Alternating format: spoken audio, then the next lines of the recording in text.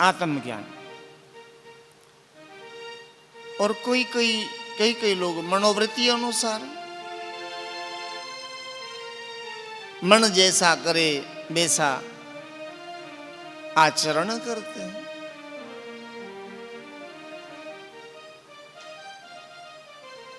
कितना भी कोई उल्टा कार्य करे तो आत्मा अंदर से कहती है ये उल्टा है बेटा, ये उल्टा है, ये कार्य सही नहीं है।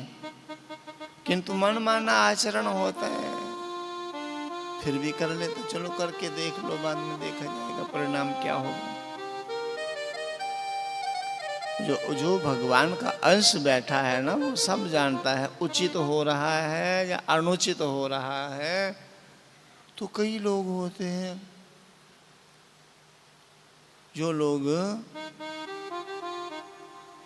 आत्म ज्ञान के द्वारा, आत्मानुभव के द्वारा जीवन यापन करते हैं। ऐसी है सुनीति।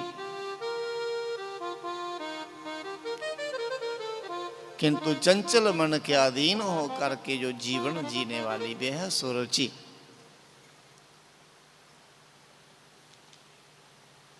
सुरुचि शादी के विवाह के बाद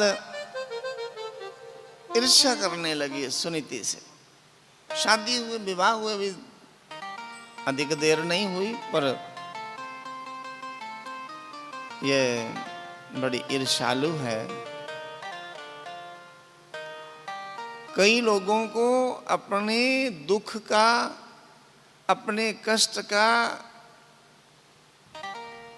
ज्यादा भी दुख नहीं होता, दूसरा सुखी ना हो जाए इस बात का ज्यादा दुख हो जाता है।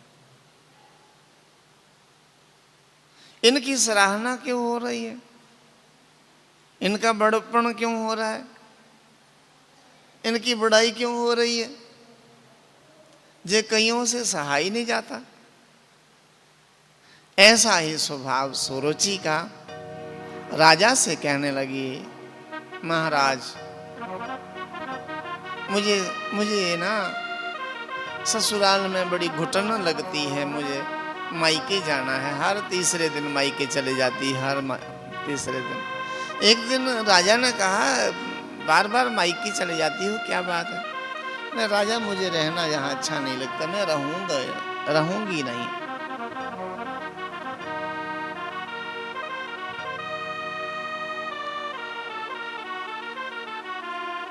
मुझे यदि रखना है आपको तो सुनीति को भगाना होगा।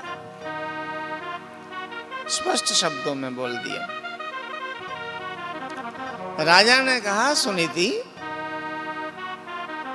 सुनीति ने क्या बिगाड़ दिया आपका? बस सुनीति की सराहना हुआ करती थी, जहां तहां सुनीति की चर्चा हुआ करती थी, ये सहा नहीं गया।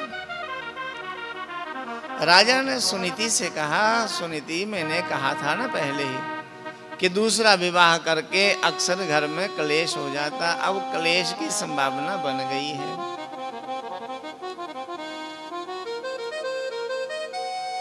अब क्या किया जाए? रानी सुनीति ने कहा, जैसा आप कहें, मेरी ओर से कोई प्रत्युत्तर नहीं होगा। सुरुचि ने कहा, मैं आपके घर में तब बसूंगी जब आप सुनीति को घर से भगाओगे तो। महारानी ने कहा, राजन आप निश्चिंत रहिए, मैं कहीं अलग रहना शुरू कर लेती हूं। महारानी सुनीति अलग रहने लगी और